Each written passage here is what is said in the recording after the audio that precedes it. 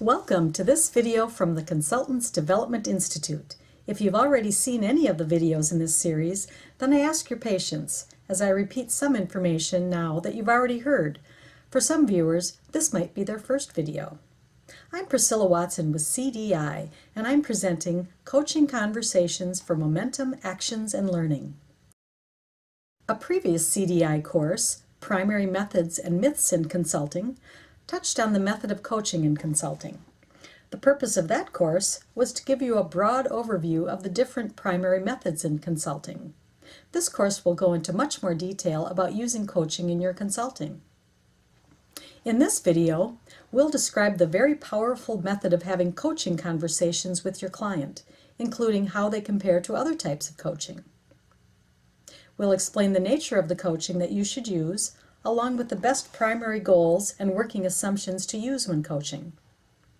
We'll specify when to coach during consulting, and especially when not to do it. We'll review the basic format of a coaching session, including how to select the best questions to ask, and how to use the common coaching tools of paraphrasing and reframing. We'll explain the reasons for focusing on actions and learning during coaching, and how to generate the best actions and how to cultivate learning from them. We'll end by defining what successful coaching really is. Let's get clear on what we mean by a coaching conversation. It's an intentional conversation with your client in which you use primarily questioning to begin guiding and supporting your client, to acknowledge and focus on a current priority of theirs, such as a current problem or an exciting opportunity, to closely examine the context of that priority, to identify various relevant and realistic options to address the priority, and to self-select which of the options to do to address the priority. You and your client can learn a great deal by reflecting on the learning that came from the questioning. Depending on the nature of the priority that the client is working on, the coaching conversations might recur to examine the results of the actions that the client took, and also to identify the learning that came from those results. If you'd like to hear a coaching conversation, search the phrase "Grow Coaching" on YouTube and listen to a few coaching sessions. The rest of the guidelines in this video will make those sessions much more meaningful to you. Before we proceed with more information about coaching conversations, let's put them in perspective by comparing them to the coaching in the profession of personal and professional coaching. Personal and professional coaching has fast become a very prominent service in personal and professional development, to the extent that the term coach can sometimes be confusing, because it can refer to a highly trained professional or to a person engaged in a one-time coaching conversation. A personal and professional coach works with a client in a carefully designed professional relationship that could include phases very similar to the phases that we talked about in the earlier course, collaborative consulting for performance, change, and learning. Phases could include contracting, discovery, action planning, implementation, evaluation, and termination. Professional coaches use a wide variety of tools and skills. For example, personal assessments and development plans, strong skills in listening, questioning, paraphrasing, and reframing, and tools to collect learning and evaluate the coaching.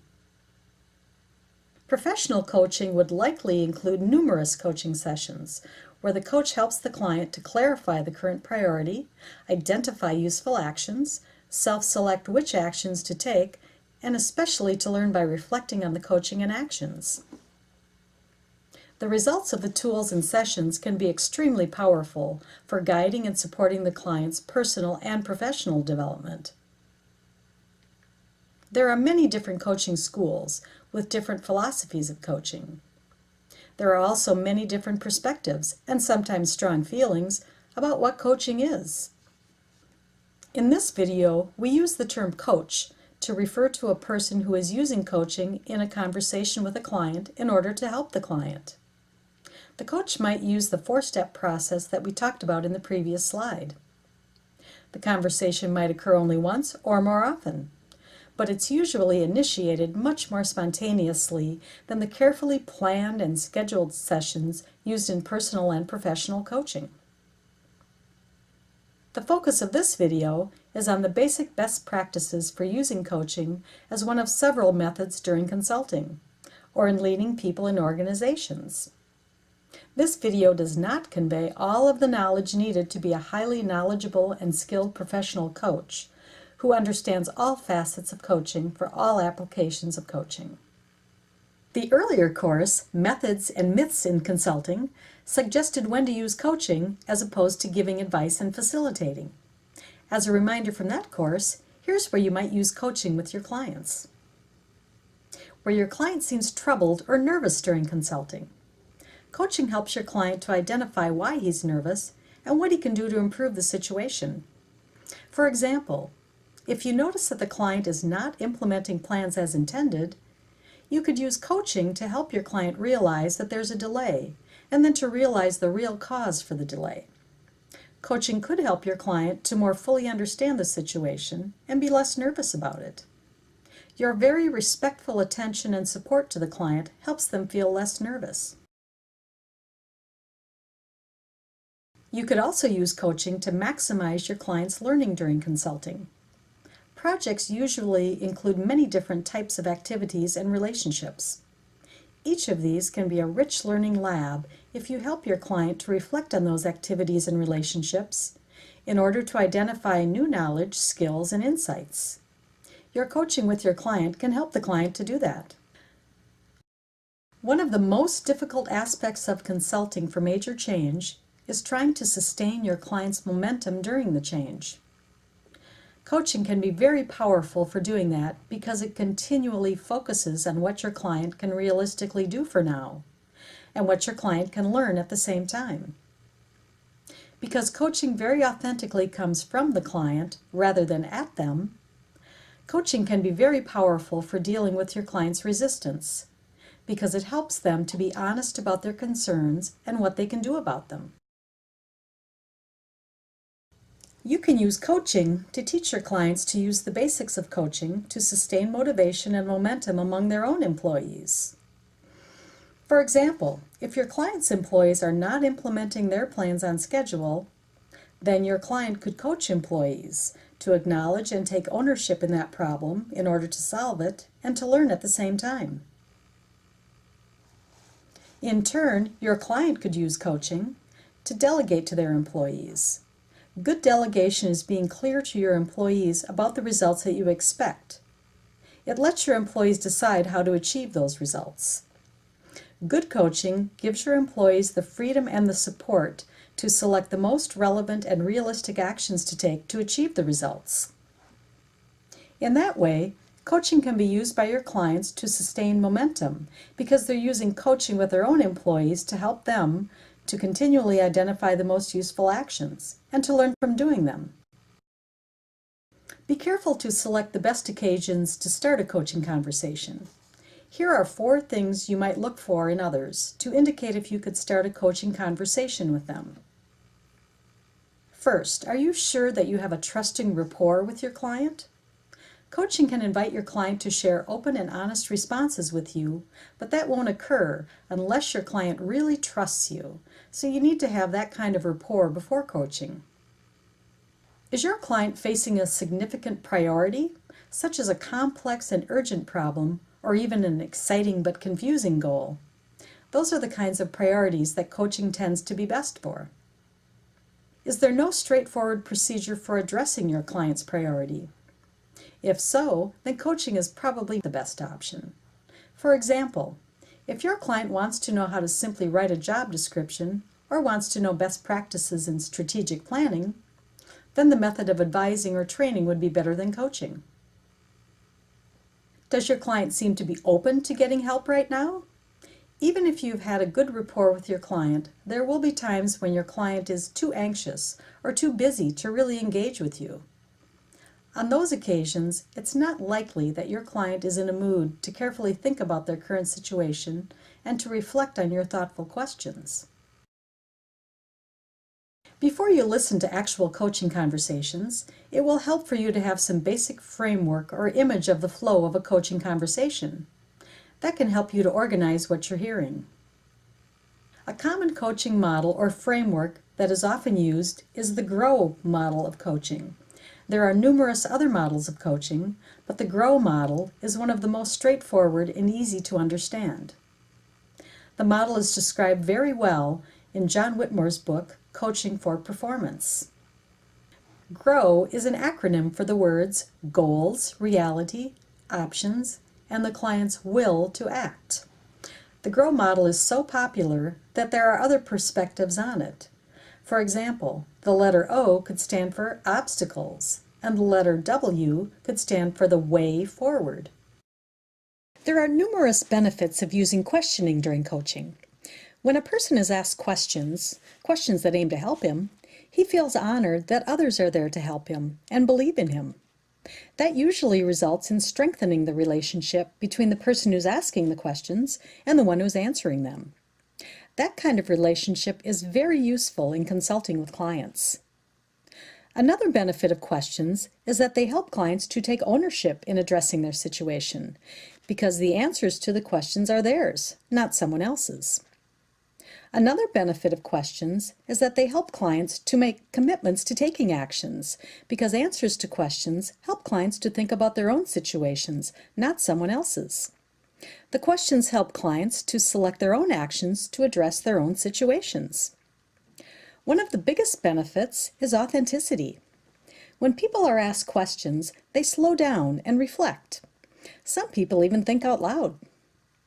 They often become more honest with themselves and with others in the group.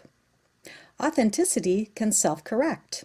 That is, when someone is being open and honest, they more quickly sort through the symptoms of issues and get to the real causes.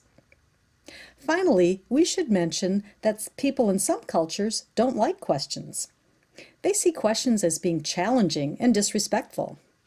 It's very important to understand the culture of your client's organization, as we talked about in the previous CDI course, Building Trust, Commitment, and Collaboration with Clients. Now's a good time to pause again and reflect on what you've heard so far. In your learning journal, answer the following questions. Think about asking questions of others to help them think and learn. Does that come naturally to you? What might you need to improve, and how might you do that?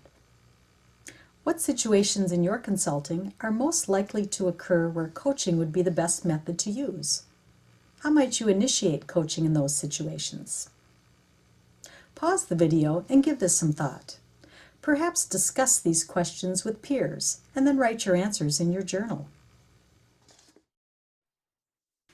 Let's look at some guidelines for selecting useful questions to ask during coaching.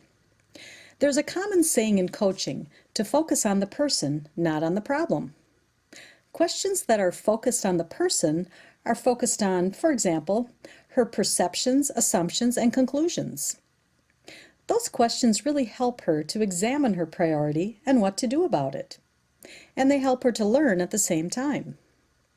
In contrast, questions focused on the problem tend to help the coach rather than the client. Examples of questions focused on the problem are, how long have you had the problem? How many people are involved? How big is your budget? When people get stuck, it's often in how they see things. One of the most powerful types of questions are those that make clients see things differently. That is, to reflect and reframe and learn. We'll talk more about that in the next slide. Questions should not simply have a yes or no answer. Those questions do not cultivate the reflection and learning that's necessary for solving complex problems and maintaining momentum during change. Thoughtful questions usually have more than one answer. The point is not to find an answer to the question, but rather to encourage the client to recognize his perceptions, assumptions, and conclusions to help the client choose how to address a situation in a useful and active way, and to learn at the same time. Useful questions move the client to relevant and realistic actions, and ideally to even more reflection about those actions. Questions about the past or about history usually do not help the client. Rather, those questions are used to help the people asking the question.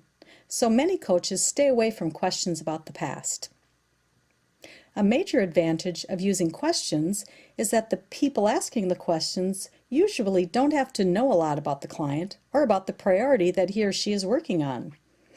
The coach can use curiosity and compassion to help the client. This video has a handout with guidelines for asking questions. Two common tools in coaching include paraphrasing and reframing. Here are guidelines to do both. Paraphrasing ensures that you are accurately hearing your client and assures them that you are really listening to them. Paraphrasing is summarizing what you're hearing, but in your own words. You might initiate paraphrasing, for example, by saying, "So, if I could summarize, I hear you saying that," or by saying, "I want to be sure that I'm understanding you, so let me try to put what you're saying into my own words." Be sure to let them respond to your paraphrasing to verify that your interpretation of what they're saying, or at least what they mean to say, is indeed correct. Another powerful tool is reframing. That tool helps your client to see things differently, because when people get stuck, it's often in how they see things. For example, help them shift their thinking from passive to active. If they say, "I just can't seem to get past this," then you might respond, "What is one small step that you might take?" Or help them shift from the future to the past. For example, if they say, "I can't seem to get started on achieving this goal," then you might respond, "Has there been a time in the past when you achieved a goal? And if so, what did you do back then to be successful? How might you use that approach now?" Or help them shift from others to themselves. For example, if they say, "Our employees just won't do that," then you might respond, "Then what will you do yourself then?" This video has handouts about paraphrasing, summarizing, and reframing. It's important that coaching be focused on helping the client to identify relevant and realistic actions to address their priority. There are numerous benefits to taking actions. Actions create experiences for learning. Adults tend to learn best when they actually experience something, and especially when they can reflect on those experiences. Another benefit is that actions verify our assumptions and plans. For example, it's common that we develop plans to get things done by a certain time, but then soon find that our plans were much too optimistic. We find that we needed much more time to get those things done. Actions help cultivate courage. It's too easy for us to say that we're going to do something without having to actually do it. There's risks involved in taking actions, but we have to take those actions if we're to develop skills and capabilities. So the role of actions is to help us become more comfortable in doing something to make changes, rather than merely talking about the changes. Actions also tend to shake loose situations. Many times, we find that even though we don't have a perfect solution for a situation, it helps just to do something. Those actions sometimes cause changes in the situation, and that helps us to see the overall situation differently. Actions ensure accountability. We can't grow and develop unless we take ownership and responsibility for ourselves, especially for our actions. By the way, a client might come to the next coaching session without having taken the action. That's fine, as long as the client reports what he was going to do from the previous coaching session and didn't, and why he didn't. He should report what he did instead and what he learned from it. Not just any action is useful in coaching. They should meet certain criteria. First, for actions to be useful to your client, the client should have selected them from the coaching conversation. If your client selects an action that obviously did not come from the coaching, then the action is not likely to successfully address your client's priority. Also, it might be obvious that your client was not really listening to the coaching. That criteria points to another one, that your client's actions should be directly related to their priority. Even if the coaching seemed to generate a lot of useful questions and insights, those are not useful if they do not improve your client's priority or situation. Another criteria is that the client's actions should be selected by the client. That ensures that their actions really suit their nature and needs, including to meet their own scheduling. It also ensures that your client is continuing to take ownership and accountability for their situation. Coaching should continually be asking how actions are relevant and realistic. That helps especially with clients who are struggling with time and stress management because they often seem to be unrealistic in what they can accomplish in life and work. Another criteria is that the actions must be within the influence of the client. Otherwise, not only are the actions unlikely to ever be taken at all, but they might actually hurt the situation. When your client is trying to do something that is unrealistic, your client gets even more frustrated. The action should produce learning. If your client selects an action that seems far too simplistic or straightforward, then you, as a coach, should share questions to verify the nature of the action. For example, if a client is struggling to finish a strategic plan and decides that his action is merely to adopt another organization's plan, then you might respectfully question your client about how that action will indeed generate learning for them. Here are some examples of poor actions suggested by your client and how you might respond to them. If a client says, "I'll think about that," then you might respond, "Think about what? What will you do with your thoughts? And by when?" Or if they say, "I'll talk to my boss," then you might respond, "Talk to him about what? When?"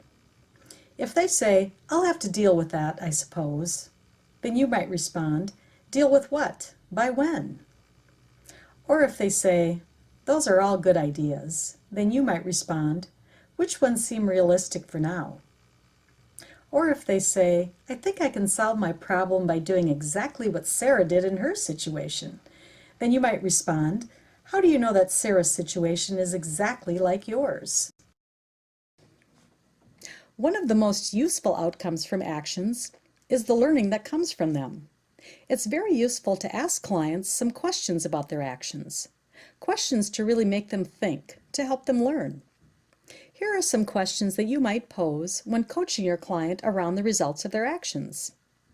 For example, when your client reports a certain action that they took, you might respond, "What did you expect would happen? And how did you come to that expectation? What actually happened? And what was your reaction? What did you think and do? What was the effect on your situation? Better? Worse? How did you come to that conclusion? How would those results change what you do in the future about that situation? What new insights did you learn about yourself or about that situation? How can you use that learning in your life and work?" Notice that the questions are not answered simply with yes or no. Notice that the questions end with a question about what was learned. Coaches sometimes feel that they've not done a good job of coaching, as if they were to somehow solve their clients' problems during the coaching conversation. That's unfortunate, because the job of coaching is not to solve someone's problem. There may be differing opinions about successful coaching. Here is one view. You were successful in your coaching if you acted authentically in your exchange with your client. That is, you were honest, open, and respectfully direct. If you initiated coaching when coaching was the best method for the situation. If you focused your coaching on your client as a person and not on the details around their problem. If you did not judge your client as a person. And if you posed questions to support your client through phases of coaching. Good coaching has more to do with authenticity, compassion, helpfulness, curiosity, and inquiry than with getting all the facts straight and then computing a solution for your client. As we mentioned earlier in this video, you can listen to several examples of coaching conversations by searching for the phrase "grow model" in YouTube. While you listen to those conversations, think about the following questions and suggestions. Watch for the coaching framework. How did it unfold? Is it linear? How did the coach help clarify the goal? Where did this client seem to really engaged? What is going on there? When does the coaching go flat? What does the coach do? Look for times of silence. How did that impact the client? What question would you have asked that did not get asked? Good coaching requires your best use of interpersonal skills. You'll want to remember guidelines from previous courses. The course, Understanding Yourself as a Consultant, helped you realize your consulting style, your biases about people in the world, and your natural view on organizations. When coaching, you'll need to be sure that these biases don't get in the way of your continually working from the nature of your client, rather than from your own nature. That course also explained the basics of emotional intelligence, including how to recognize your own emotions and how to manage them when interacting with other people. The course also gave basic guidelines for dealing with the emotions of other people. That will be useful, especially when coaching people who are struggling with issues that evoke strong emotions. The course, Building Trust, Commitment, and Collaboration, shared guidelines to use when listening, being heard, being authentic, and working with diversity. You certainly won't want coaching to create interpersonal conflicts, and that course can help you to avoid that. Now is a good time to pause again and reflect on what you've heard. In your learning journal, answer the following questions. Helping others to learn by reflecting is not a common activity for many people. How might you improve how you help your clients to learn? As a coach, which skills might you need to improve the most? Pause the video and give this some thought. Perhaps discuss these questions with peers, and then write your answers in your journal. If you ever have any questions or want to share feedback during the series, simply send us an email at info@consultantsdevelopmentinstitute.org. And again, thank you so much for your time during this video.